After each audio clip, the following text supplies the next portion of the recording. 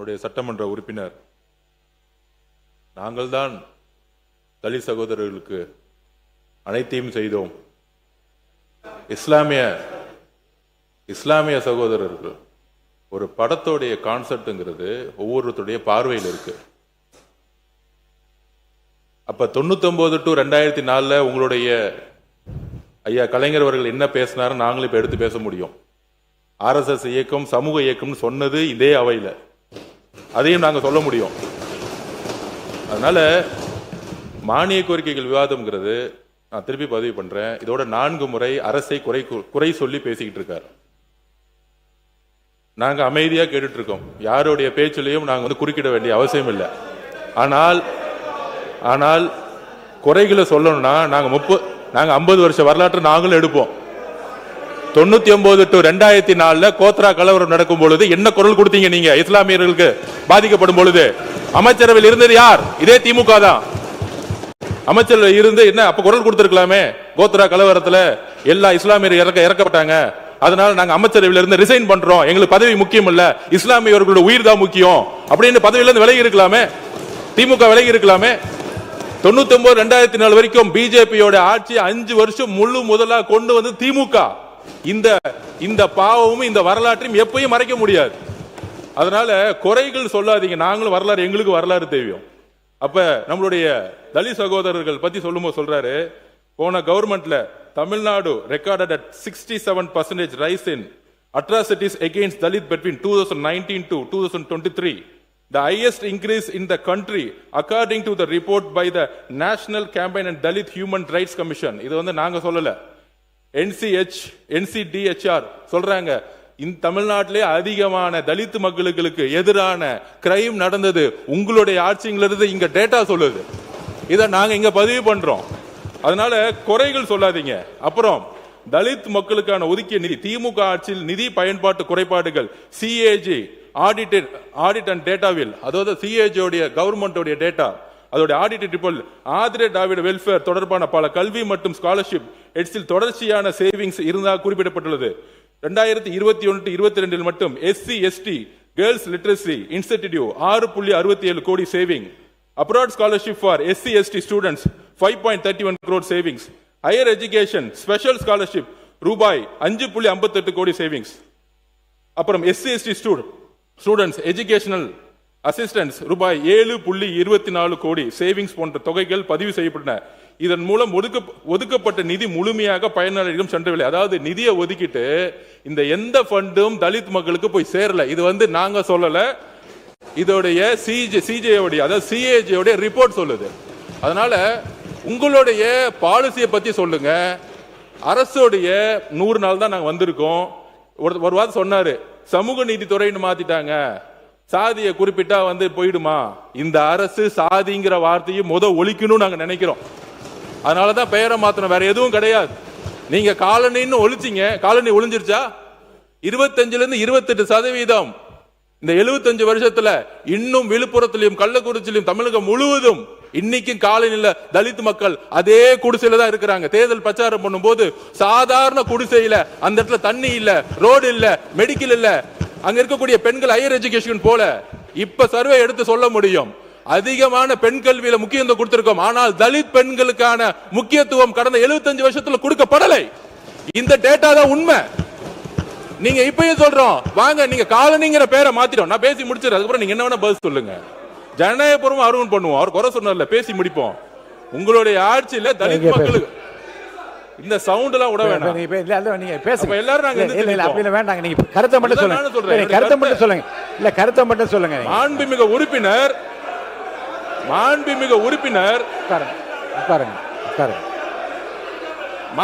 உறுப்பினர் என்ன பேச அலோ பண்ணணும்.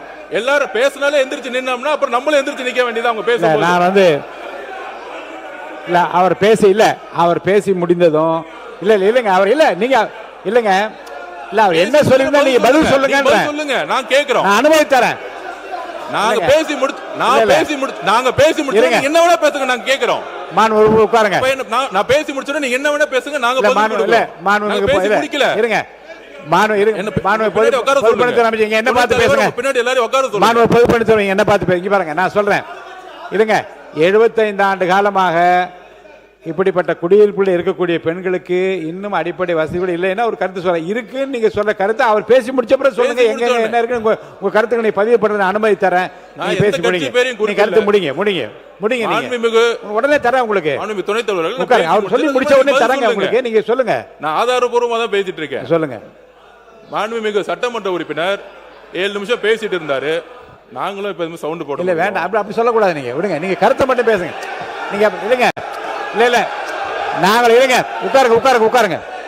இல்ல மாண்பு பொதுப்பணித்துறை அமைச்சர் அவர்கள், நீங்க உங்க கருத்துக்கள் சொல்லிக்கொண்டே வந்து கருத்தை சொல்லி முடிங்க. நீங்க இல்ல நான் பேசும்போது ஏன் சவுண்ட் கொடுக்குறீங்க? இல்ல அது வேண்டாம். நீங்க விடுங்க. நீங்க என்ன பார்த்து சொல்லுங்க. நீங்க பதில் நீங்க பேசுங்க. தொடர்ந்து பேசுங்க. நீங்க பேசுங்க. நாங்க யாரையும் மிரட்டல. எங்களை மிரட்டினாலும் நாங்க பயப்படுற ஆள் கிடையாது. அதுதான் நாங்க சொல்ல வரோம். நீங்க பேசி முடிங்க. எதிர்கட்சிகள் நீங்க பேசி முடிங்க. மாண்புமிகு பேரவைத் தலைவர்களே, எதிர்கட்சிகள் சொல்லக்கூடிய குற்றச்சாட்டுகள் நாங்கள் பதில் சொல்லக்கூடிய சொல்லுங்க. அவங்களுடைய கோரிக்கைகள், திட்டங்கள், பாலிசி பத்தி பேசினா அதுக்கு நாங்க எந்திரிச்சு பதில் சொல்லவும் செய்யறோம். அப்ப குற்றச்சாட்டு சொல்றாங்க, ஒரு 100 நாள் இருக்கக்கூடிய கவர்மெண்ட் பார்த்து சொல்றாங்க, சமூக நீதி துறைன்னு பேர் வச்சிருக்காங்க, சாதிங்கிற பேரை எடுத்துட்டா உங்களுக்கு இந்த அரசு மாறிடுமா, பேரளவுக்கு வச்சிருக்காங்க. அப்ப காலனின்னு பேரை மாத்துனீங்க, உங்களுடைய உள்நோக்கம் என்ன? காலனிங்கிற ஒரு வார்த்தை சொல்லக்கூடாது, தலித் மக்களுக்கு அவமதிப்பா இருக்குங்கிறது உங்களுடைய உள்நோக்கத்தை நாங்க எந்த விதமான இன்னொரு அர்த்தத்தை கற்பிக்கல. ஆனால் அந்த காலனின்னு பேர் மாத்தினால தலித் சகோதரர் இருக்கக்கூடிய, ஏன் சென்னையிலே 40% ஸ்லம்ஸ் தான் இருக்கு. சென்னையில இருக்கு. நான் கூட்டிட்டு போவேன். நான் நார்த் மெட்ராஸ் ஃபுல்லா 60% ஸ்லம்ஸ் இருக்கு. தமிழ்நாடுல நார்த். இதுல என்ன தவறான தகவல்? யார் சொன்னா? இல்ல நான் பேசி முடிச்சிடுறேன், அதுக்கப்புறம் நீங்க பேசுங்க. நான் பேசி முடிக்கல. அதாவது தமிழ்நாடு முழுவதும் தலித் மக்கள்ல, திருப்பியும் சொல்றேன், தலித் மக்கள் இன்றைக்கும் ஒரு காலனில இவங்க சொல்றாங்களே பேர் எடுத்துட்டாங்களே, இன்னும் ஸ்லம்ஸ்ல தான் அவங்க கிட்டத்தட்ட 100 பேர் இருந்தாங்கன்னா 60-65% தலித் மக்கள் ஸ்லம்ஸ்ல தான் இருக்கிறாங்க. தமிழ்நாடு முழுவதும் 100 பேர்னா 30% ஸ்லம்ஸ் தான் இருக்கு. வட மாவட்டங்களும் சரி, தென் மாவட்டங்களும் சரி. அது ஏன்னா நான் தேர்தல் பிரச்சாரம் 234 தொகுதிக்கு போயிருக்கேன். எங்களுக்கு தெரியும். அதனால இந்த ஒளிமறைவு இல்லாம தலித் மக்கள் பெரிய பெரிய ஒரு நல்ல வாழ்க்கையை வாழ்றாங்க. அவங்க பொருளாதார சுதந்திரம் அடைஞ்சிட்டாங்க. நாங்கள் சொல்றோம், வரலாற்றுல முதலில் 6 அமைச்சர் சொன்னாங்க, 8 அமைச்சர்களுக்கான அதிகாரத்தை கொடுத்திருக்கோம். புரட்சியாளர் அம்பேத்கருடைய குறிக்கோள் என்னன்னா, தலித் மக்களுக்கு நாங்க தண்ணி கொடுத்தோம், வீடு கொடுத்தோங்கிறது முக்கியம் இல்ல. அம்பேத்கருடைய கனவு தலித் மக்களுக்கு அதிகாரத்தை கொடுக்கப்பட வேண்டும். முதல் முறையாக வரலாற்றில் ஒரு கல்வித்துறை, அதாவது எஜுகேஷன் டிபார்ட்மெண்ட், ஹையர் எஜுகேஷன் ரெண்டுத்துக்கும் சேர்த்து அமைச்சர்களை கொடுத்திருக்கோம்.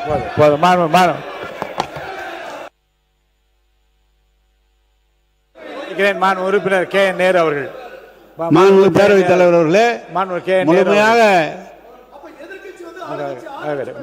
உறுப்பினர் கே என் நேரு அவர்கள், உறுப்பினர் கே என் நேரு அவர்கள், நீங்க பேசுங்க. எனவே மாண்புமிகு பேரவைத் தலைவர் அவர்களே, மாண்புமிகு அமைச்சர் ஒரு நீண்ட சொற்பொழிவை ஆற்றிவிட்டு அமர்ந்திருக்கிறார். சிஏஜியில ஒரு 65%, 6%, 7% ஒதுக்கப்பட்ட பணம் செலவு பண்ணாமல் இருக்கிறது என்று சிஏஜி அறிக்கையை காட்டுகிறார். எந்த அரசாங்கம் இருந்தாலும் நிதி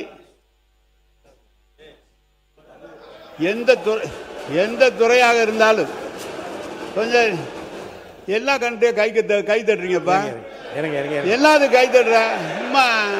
அப்புறம் நீங்க கை தட்டினா அப்புறம் கை தட்டினா ஏன் கை தட்டுறன்னு கேக்குறீங்க? நாங்களும் கை தட்டுவோம்ல. கொஞ்சம் அமைதியா இருங்க. அமைதி. எந்த துறையில் இருந்தாலும், எந்த அரசாங்கம் வந்தாலும், எந்த துறையில் இருந்தாலும் நிதி ஒதுக்குறோம். ஒரு 4000 கோடி ஒரு தொகை இந்த தொகுதிக்காக, இன்னும் திட்டங்களுக்காக நிதி ஒதுக்குற போது ஒரு சில இடங்களில் அதை நிர்வாகம் எடுக்கிற போது சில சங்கடங்கள் வரும்.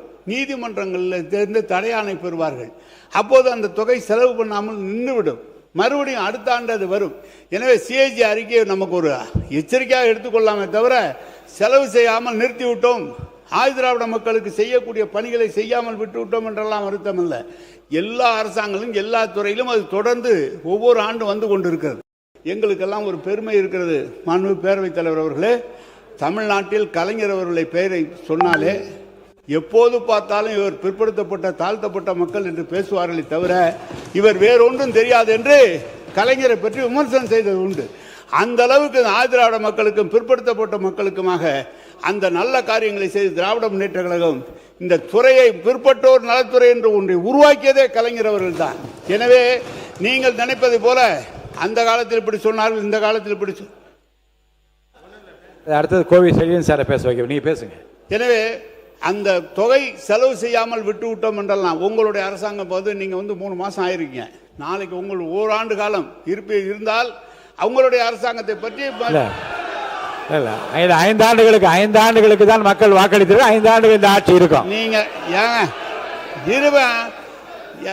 நீங்க இந்த ஓராண்டு காலம் கழித்து உங்களுடைய அரசாங்கத்தை பற்றி மத்திய அரசாங்கம் நிர்ணயம் செய்வார்கள். அப்போது எந்தெந்த பணம் செலவு செய்யப்பட்டிருக்கிறது, எது செலவு செய்யப்பட்டதுன்னு சொல்வார்கள். எனவே நீங்கள் ஏதோ நாங்கள்லாம் ஆதிராவிட மக்களுக்கு செய்யவில்லை என்று. ஆதிராவிட மக்கள் கலைஞருடைய காலத்திலும் தளபதியுடைய காலத்தில் தான் மிக உன்னதமான இடத்திற்கு வந்திருக்கிறார்கள். எனவே தொடர்ந்து 8 அமைச்சர்கள் சொன்னார்கள். நம்முடைய தளபதி அவருடைய 5 அமைச்சர்கள் பெரிய துறை உயர்கல்வித்துறையை இன்றைக்கு தந்தார்கள். எனவே அந்த மக்களின் மீது அவர்களுக்கு என்ன அக்கறை இருக்கிறதோ அதை விட கூடுதலான அக்கறை திராவிட முன்னேற்ற கழகத்திற்கும் தலைவருக்கு இருக்கிறது என்பதை தெரிவித்துக்